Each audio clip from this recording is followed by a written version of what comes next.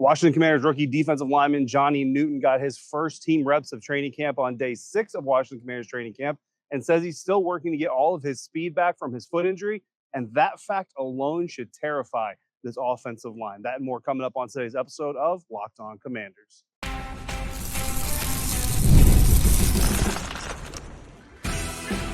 You are Locked On Commanders, your daily podcast on the Washington Commanders. Part of the Locked On Podcast Network, your team every day. And welcome into today's episode of Locked On Commanders, part of the Locked On Podcast Network, your team every day. I'm your host, David Harrison, credentialed member of the media covering the Washington Commanders for Sports Illustrated's CommanderGameDay.com. Here with you every Monday through Friday. I appreciate you coming through today. Every dayers, I greatly appreciate you coming through every single day. Of course, this is your daily podcast covering the Washington Commanders.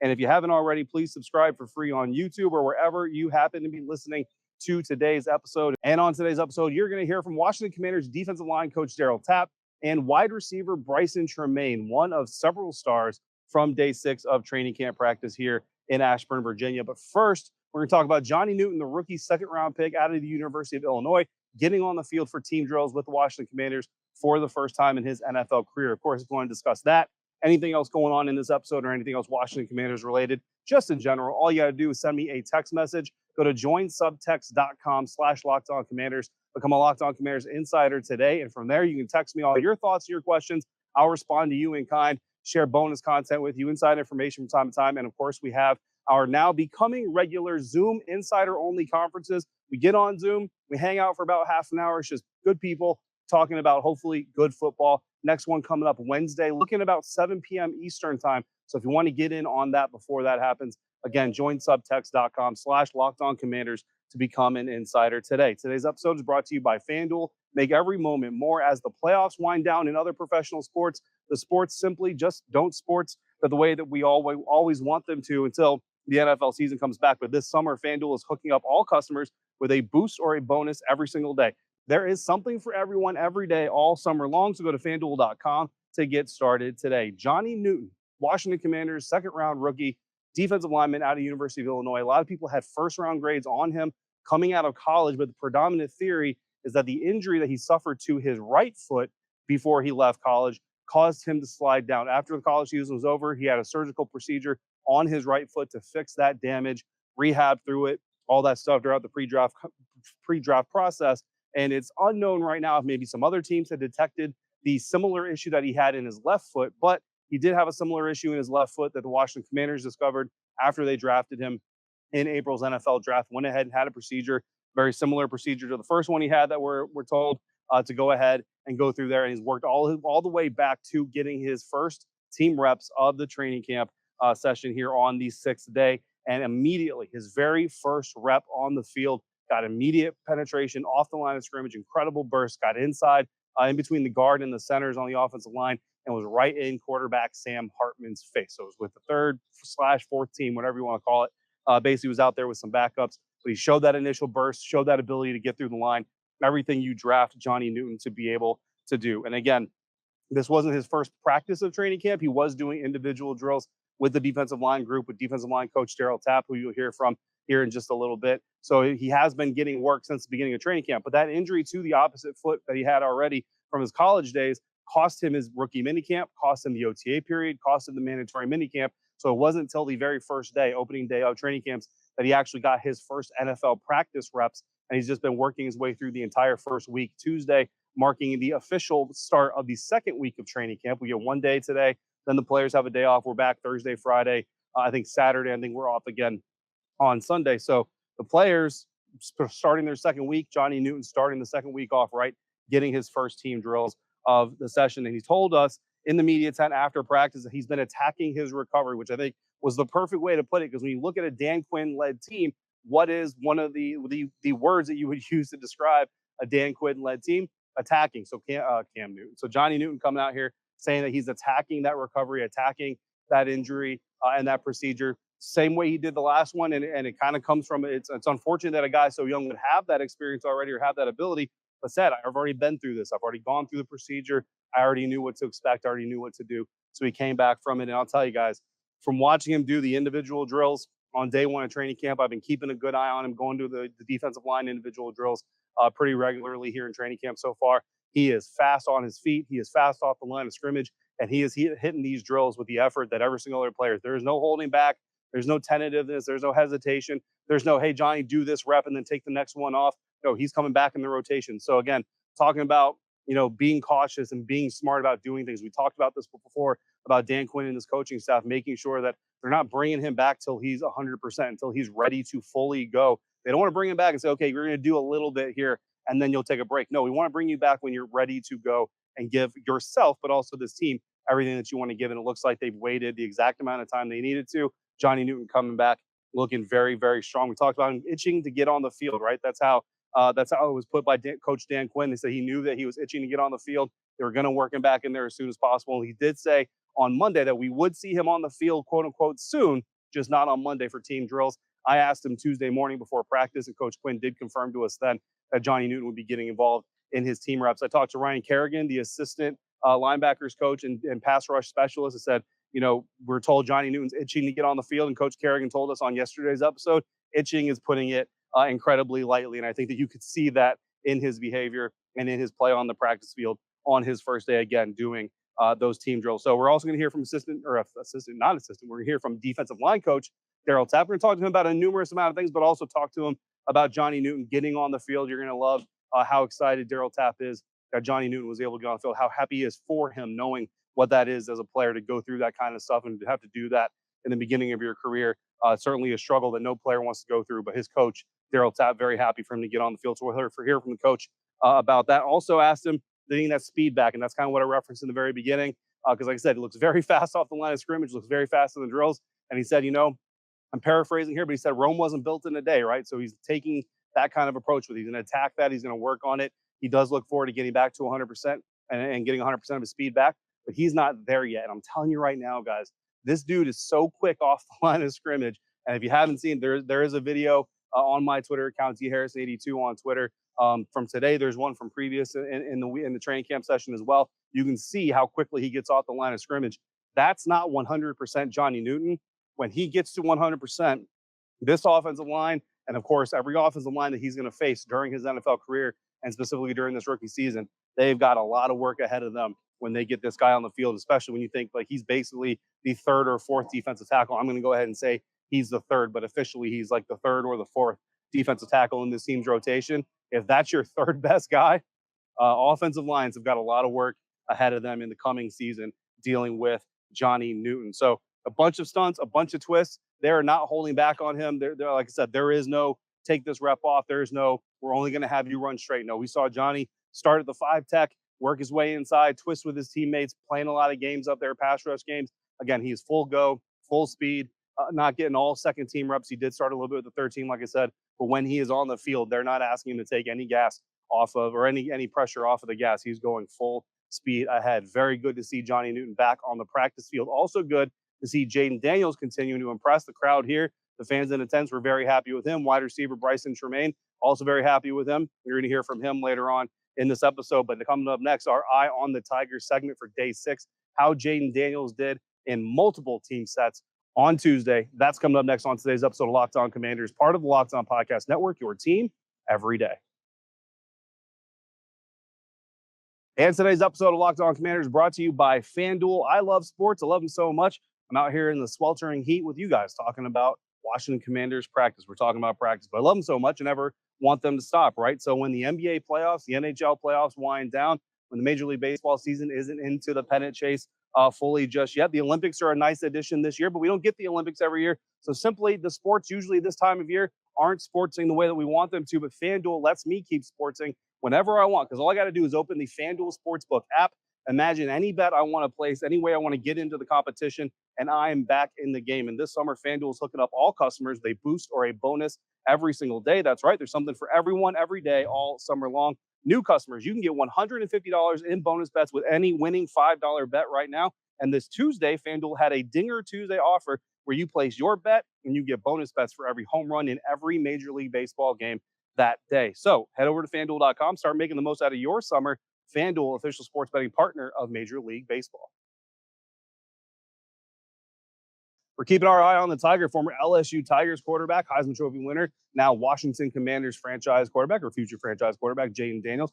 How he did on day 6 in his team sets, 11 on 11 drills. Again, that's all we chart because 7 on 7 simply aren't the way that football is played. Thank you for making today's episode of Locked On Commanders your first listen today and every day. Every day, thanks for coming through. Make sure you come back tomorrow. We are off practice, but we are still going to have a show for you. So make sure you come through for that. In the meantime, if you just need more sports coverage, Locked On Sports Today has got you covered. It's a 24/7 free sports streaming channel program for you every day to bring you the biggest stories around the sports landscape without all of the screaming and drama that other places bring for you. It's can't miss analysis, opinions, and news. Again, streaming 24/7 on YouTube or the free Amazon Fire TV channels app, all part of the Locked On Podcast Network, your team every day. So, of course, Jayden Daniels is on the practice field.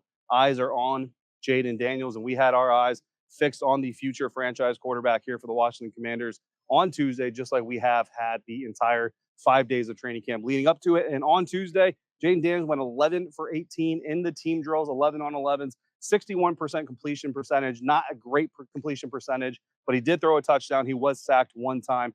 In his first team drills, he went 8 for 12, which is 68%, a better completion percentage than what he had overall. That's where he threw his touchdown as well, was with the first team. And his second team sets, he went 3 for 6, which is 50%. Obviously not what you want to see there, but you're happy that the first team sets came with a higher production, higher completion percentage and more production overall. First team set was a second team, was with the second team. It was actually the second down challenge that Dan Quinn had kind of talked about. They basically went out there and said, here's the situation. It's second down and X amount of yards. We need a first down. We need to make a play or whatever. Here's kind of opening up the playbook. They gave the second team under Jayden Daniels 2 shots at it. The first pass was an incomplete pass to the right side. It was a hitch route run by Bryson Trainor, which Bryson Trainor actually dropped. And so not a good start to the day for Bryson Trainor, the second-year wide receiver looking to make a name for himself here on the Washington Commanders roster. But he would make up for it. Don't go away. More to come on Bryson Trainor. Don't worry. They gave him they reset, gave the second team another shot at it. Jayden Daniels completed that pass, a left side fade route to Olamide Zaccheaus. And let me know if you heard this before. Jayden Daniels throwing fade routes. You've heard it before. You've seen it if you watch LSU games. The dude loves throwing that ball, and he throws it very, very well. Dropped it in a bucket to Olamide Zaccheaus over cornerback Tariq Castro-Fields, who's been having a really great camp himself. And honestly, Tariq Castro-Fields was in perfect position. He could not have covered that route any better than he did. Jayden Daniels just threw a better ball, and Olamide Zaccheaus came up with the catch. So, again, sometimes as a defender, there's just only so much you can do.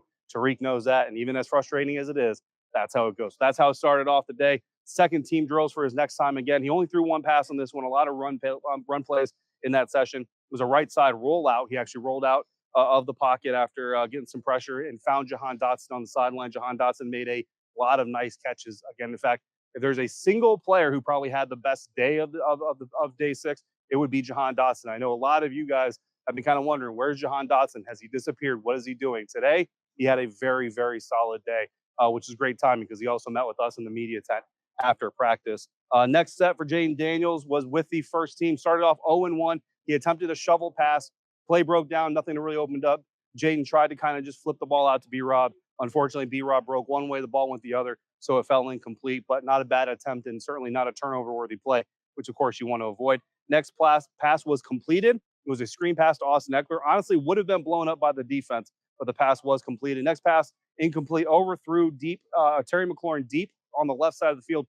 The impressive thing about that, so one, if you're going to throw it, if you're going to miss Terry McLaurin on that route, you want to miss him deep because then the defense can't get it either. But the really impressive thing for that guy is, I wish I could kind of demonstrate it to you here, but I can't, as he threw it off his back foot while he was drifting away. Like, basically, think of a fadeaway basketball shot on the basketball court. Yet Jayden got that ball up. And I mean, he threw that thing down the field a good 40, 50 yards and high up in the air. So very impressive throw, but ultimately falls incomplete. 1 for 3 for the set. Next pass, left side, low pass, which is exactly where it needed to be to stay out of the reach of the defender. Jahan Dotson brings that in. Next pass is incomplete, a right to left crossing pattern ran by Mitchell Tinsley. The two just couldn't connect. And then a final pass of that set, the 6th pass of that set, completed a hitch route to the left side of the field to Terry McLaurin. And every day, as you know how much I love seeing Terry McLaurin run hitch routes, but he's got to run them sometimes. I can't be that ridiculous. He's got to run them every once in a while. Next set was with the second team, 0 for 1, another back foot throw.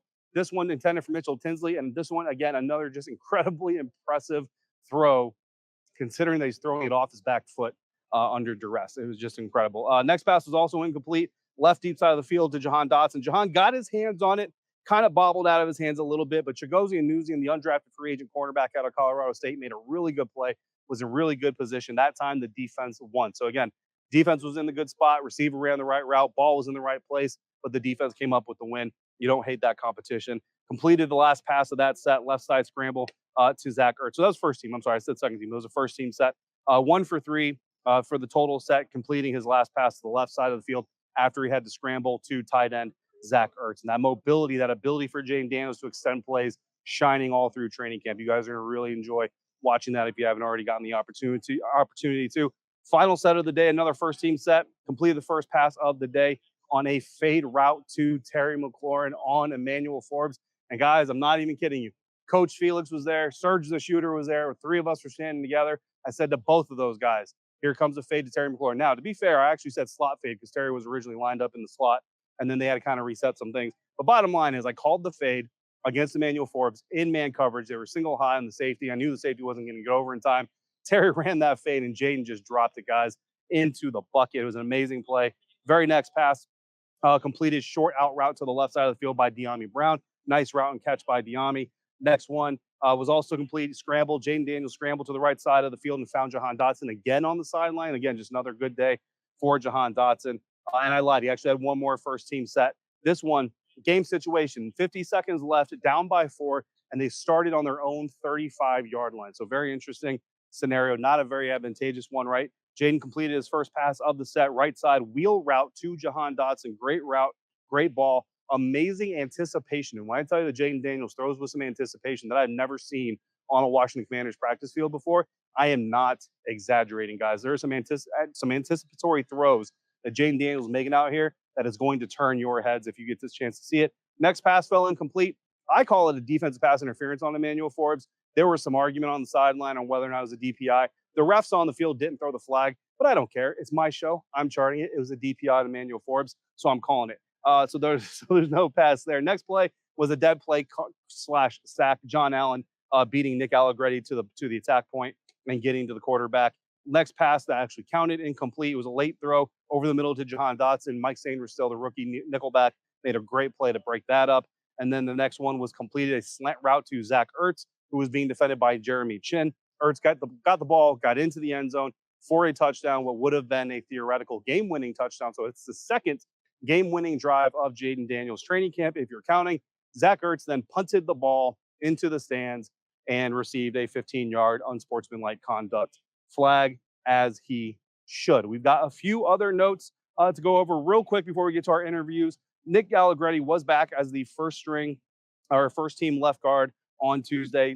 Dan Quinn mentioned him as a potential mainstay on the offensive line, along with Tyler Biadasz and Sam Cosmi. Something interesting is he didn't mention Andrew Wiley in that group either. So right tackle, left tackle seem to be a little bit up for grabs, more so than center, left guard, right guard. Brandon Coleman, the rookie offensive tackle, was with the first team at left tackle. Andrew Wiley was with the first team at right tackle. Michael Davis got his first team, his largest batch of first team cornerback reps today over Benjamin St-Juste. However, Benjamin St-Juste wasn't getting second team reps. Not really sure if there's something lingering there. Not sure if there's something happening there. But at a certain point, we just didn't see Benjamin St-Juste anymore. One person, they saw him leave the field. I didn't see that, so I can't tell you that specifically. But I was told that potentially he left the field. Again, no need. The team doesn't have to provide official injury reports, so we don't have anything on that front, but something to keep an eye on for sure. Mike Sainristil and Frankie Louvu, the defense hunting. Jerome Payne said he wanted this defense to hunt. That's what they're working on. Both of those guys getting strips on the day. And then cornerback Tree Castro-Fields. I know he got beat on the one play. Again, I told you guys he was in great position, just a better ball, a better offensive play, but he is having a really strong camp. Jahan Dotson told us after the practice on Tuesday, he's really proud of his best friend. They go back to their days at Penn State together, and he's really proud of him, really happy to see him doing and making some of the plays that he knows he's capable of. Does want to see him finish more, come away with interceptions, not just PBUs. The defense also had multiple sacks on the day, not just on Jayden, but on other quarterbacks. The defense is definitely getting out of it. And again, overall, a good day for Jahan Dotson. The play of the day, however, Bryson Trainor, diving catch on a fly route from Marcus Mariota. That's the play of the day. And you are going to hear from the receiver that caught that pass coming up next on today's episode of Locked On Commanders, part of the Locked On Podcast Network, your team every day. And today's episode of Locked On Commanders is brought to you by Game Time, and Game Time is an authorized ticket marketplace of Major League Baseball, which means you can get your Major League Baseball tickets faster and easier with Game Time. In fact, prices on the Game Time app actually go down the closer it gets to the first pitch. They've got killer last-minute deals that'll save you up to 60% on the app, all-in prices, so you know exactly what you're paying before you hit checkout, and views from your seat. So even if you've never been to the ballpark, you will see what your view will look like, and their lowest price guarantee. With all of that, Game Time literally takes the guesswork out of buying your baseball tickets. Friday, August 2nd, you can go to Nationals Park, see the Washington Nationals host the Milwaukee Brewers for as little as $5. So take the guesswork out of buying Major League Baseball tickets with Game Time. Download the Game Time app, create your account, use the code LOCKEDONNFL, and you will get $20 off your first purchase. Terms apply. Again, create your account, redeem the code LOCKEDONNFL for $20 off. Download Game Time today. Last minute tickets, lowest price guaranteed. Out here for day 6 of Washington Commanders training camp. We're wrapping up this episode talking to 2 members of the Washington Commanders organization. You're going to hear about from the receiver that caught the pass that was the play of the day, Bryson Trainor. But first, we're going to hear from Washington Commanders defensive line coach Darryl Tapp. All right, Coach. So first question I want to ask you is just how is this training camp going for you? It's been going well. The thing I respect the most about my guys in the D-line room, everybody has a beginner's mindset, whether you're year 8, whether you're year 1. Everybody has a beginner mindset. I mean, they come like 8th day, trying to focus on one thing at least to get better at. They're asking tons of questions, which I love.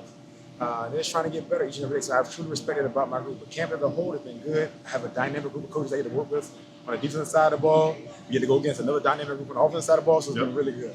And I was watching a drill today. I tweeted out a couple of videos of it. So for those who have seen that video, you got guys wrapping around a hoop and then coming in and tackling a dummy. Can you guys just break down like what's that drill simulating in a game situation? One thing that we're trying to cultivate in the D-line room also is building up my assistant coaches. Yep. So when Coach Ryan Kerrigan or Sharif Floyd have a good idea, she's going to try to implement it. So that one, I got to give credit to Coach Ryan for that one today, as far as the passers. But with that one there, it's about beating your man. That's how we rush the passer. So first of all, you got to beat the man. After you finally beat the man, whatever rush you're going to get to that top of that rush and corner. A lot of guys can beat the man, but a lot of us can sack the quarterback at a higher level.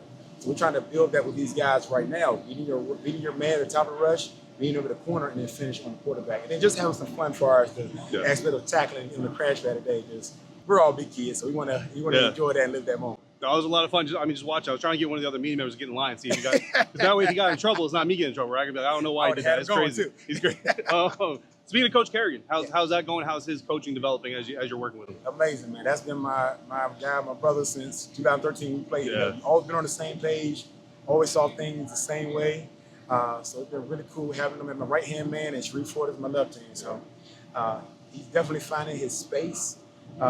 He's an ultimate communicator, very locked in the details, and he has a really good way of connecting with each and every guy. Like one thing, like I said, I'm always building up my assistants. We got a trifecta with the 3 Musketeers. Yeah. So regardless of whoever our players go to, whether it be myself or Coach Sharif or Coach Ryan, it's going to be the same message. They're presented in a different way because we're all different people. Yeah. So I really don't care which one they go to, but they're going to get the same message. He's been doing a really good job for building that relationship with those guys prior, because he was here prior, and also just meeting these guys on the same level and meeting them where they are. He's been doing a really good job there.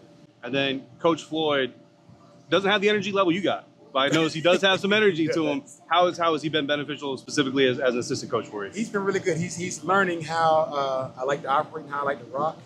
One thing I can say about Coach Floyd is a loyal dude. He's all for me and how we're getting after the ball. He's loyal to Coach Quinn and Coach Witt. Like, he's the guy that you want to walk into battle with because you know he has your back. And he's been doing a good job. He's definitely communicating with the guys, locked in on it. And the thing that I can say about Coach Floyd and Coach Ryan, as well as myself, that we understand totally what these guys are.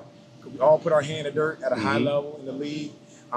And we all knew what this time of the year meant. Yeah. Like, your careers are on the line. Yeah. So we understand to meet these guys, to help them out, to find the little things, to take the game to another level, how to empathize and sympathize with these guys, because where they are right now. So it's been a really cool dynamic, continually to put more on his plate so he's so comfortable, just being in the mainframe. I'm trying to get those 2 guys, their own room, hopefully soon, but not too Not soon. too I soon. want them here with me. But they're doing a really good job. I'm excited every day to come to work with those guys. Yeah, absolutely. Another exciting moment today for the D-line. Johnny Newton finally getting out there for some team drills. How much has he been wanting to get out there, and how excited were you to see him get out there for the first time? Super excited for the young fella. He's been hungry, man. Just constantly grinding, constantly working from the mental aspect because he couldn't get out here and practice. Yeah. So now it's just speeding up the body, the physical to the mental, which he's been doing a good job at. And today, those first few reps, like really explosive, twitchy. He has a lot of potential, man. So it's our job to squeeze every drop of it out of his body. Yeah, absolutely. He said that he doesn't feel like he's all the way up to speed yet. He's already making fast out there. Last question for you, Coach. As a D-line, Jer'Zhan Payne came out and said you guys are all trying to hunt. Yes. Do you feel like these guys are ready to hunt against the Jets next week? We're getting there. We're getting there. Give us a few more practices, and then we'll be good.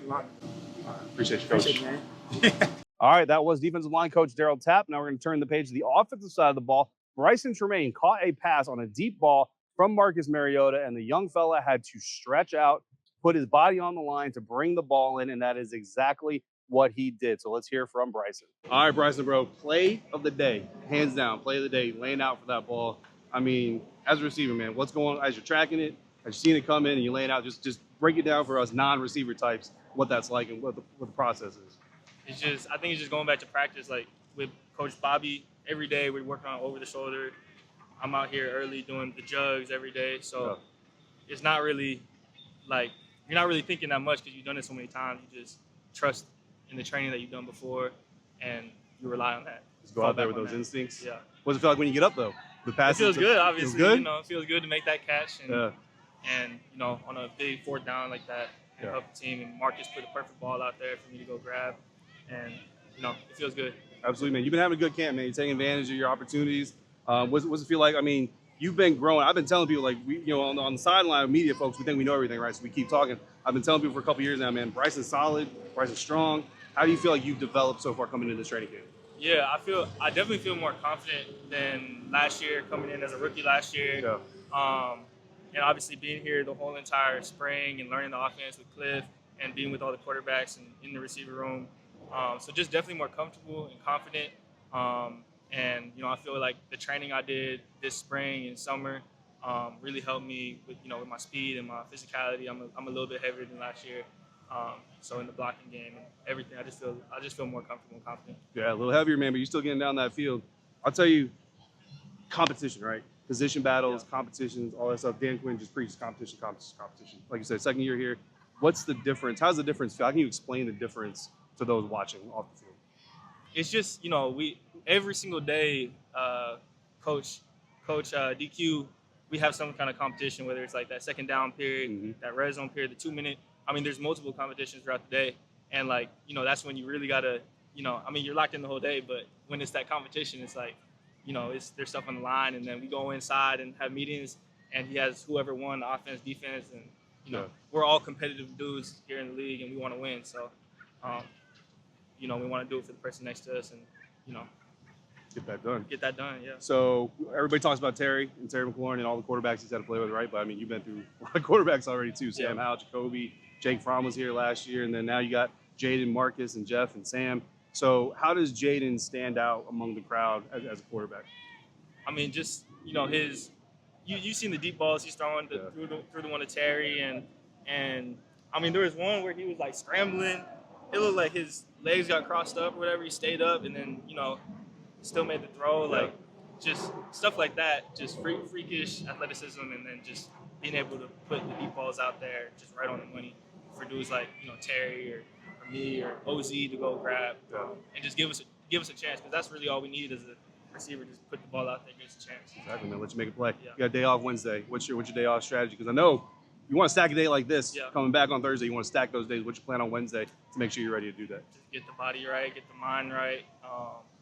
You know, get off the feet a little bit, but get in the playbook. Make sure that's all handled and taken care of, and have the body feeling good for coming out for 4 days in a row. All right, everybody, that's going to wrap up today's episode of Locked On Commanders. Make sure you come back tomorrow. We are going to have an episode, even though we don't have a practice. So we're still going to have Locked On Commanders here. In the meantime, if you've got questions or comments, all you got to do is reach out and text me. Join subtext.com/LockedOnCommanders to text me today. Send me your takes, your analysis, your questions, whatever it is Washington Commanders related that you want to discuss, all you got to do is text me. I will text you back your answers, your responses, your bonus content, inside information, and invites to our what's becoming a regular insider-only Zoom conference where we all get on Zoom. We hang out for about half an hour. We talk ball. We just kind of hang out and have a good community type of environment. It's a lot of fun, so make sure you come through for that. Again, join subtext.com/LockedOnCommanders. We have had close to a dozen new subscribers since training camp started. So I appreciate all of you, and I appreciate all of you who will come through someday and give that a shot. Again, first 2 weeks are free, so you have nothing to lose. Thanks for making Locked On Commanders your first listen of the day. For your second listen, check out Locked On NFL Scouting Podcast. The draft dudes, Joe Marino and Kyle Krabs, take you inside the front office, making you a smarter NFL fan every single day. Stay up to date on training camp and positional battles as the season draws near. Locked On NFL Scouting is available on YouTube or wherever you get your podcasts. Part of the Locked On Podcast Network, your team every day. And as always, thank you for making Locked On Commanders your first listen of the day, every dayers. Thanks for coming through like you do. Until we speak again, if you're out and about, please be safe, be kind, and I will see you right back here next time for another episode of Locked On Commanders, part of the Locked On Podcast Network, your team every day.